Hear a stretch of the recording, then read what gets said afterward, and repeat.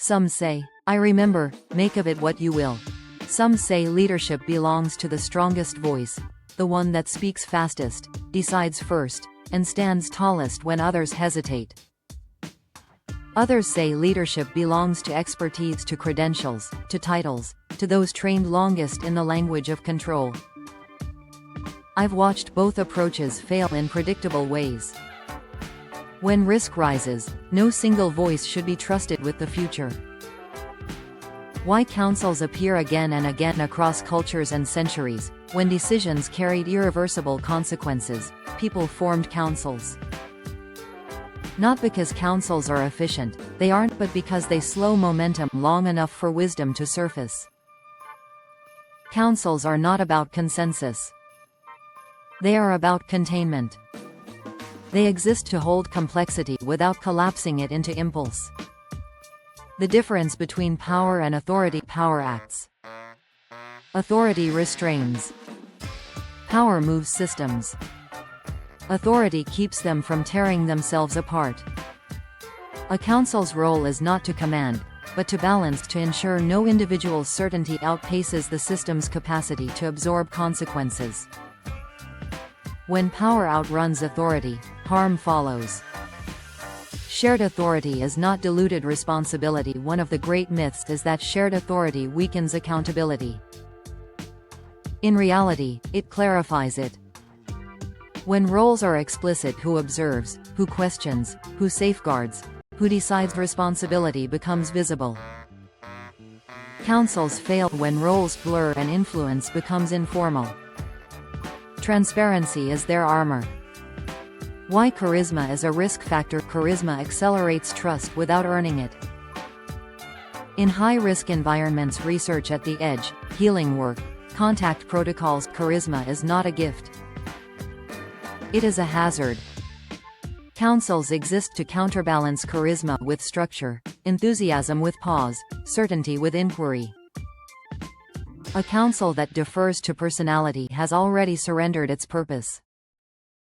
Dissent is a function, not a flaw. Healthy councils do not seek harmony. They seek coverage. Dissent is not disruption. It is an early warning system. A council that discourages disagreement will eventually mistake silence for alignment and miss the moment when stopping would have mattered most. Every council seat must be safe to say, I don't think we're ready. Rotation prevents capture. No one should hold authority indefinitely. Long tenure breeds blind spots, even in well-intentioned people. Rotation of roles: observer, facilitator, ethicist, archivist keeps perspective fresh and power temporary. Continuity comes from principles, not personalities. Councils do not replace expertise, experts advise. Councils decide. This distinction matters. A council that pretends to be expert will miss nuance. An expert allowed to decide alone will miss consequences. Councils integrate expertise without surrendering judgment to it. The right scale: councils must be sized to the risk. Too small, and they become clubs. Too large, and responsibility dissolves.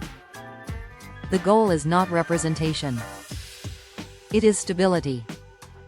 Enough voices to surface blind spots. Few enough to act when restraint is required. The wizard's seat revisited: if I sit in a council at all, it is not to steer outcomes.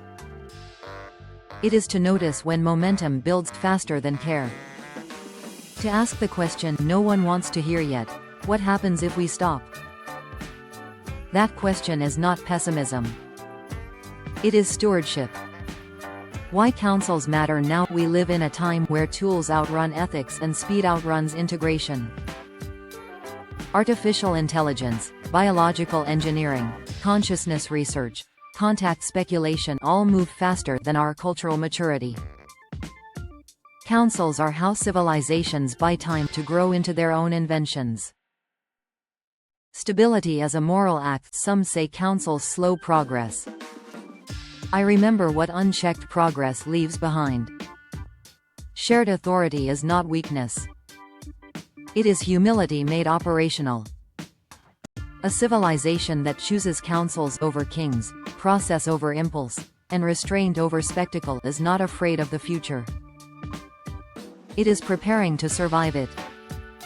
Chapter 20 complete. Global Robotics Corporation.